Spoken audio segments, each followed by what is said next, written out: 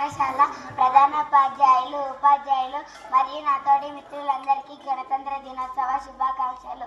మన దేశం గణతంత్ర దేశంగా మారి నేటికి 75 సంవత్సరాలు పూర్తయింది.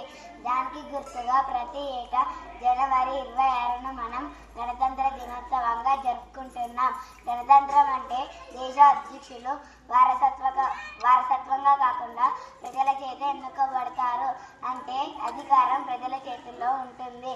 మన దేశానికి స్వాతంత్ర్యం వచ్చిన తర్వాత మన దేశ పరిపాలనకు సంబంధించిన నియమాలను రూపొందించే పనులలో భాగంగా మన గొప్ప భారత రాజ్యాంగం రాయబడింది.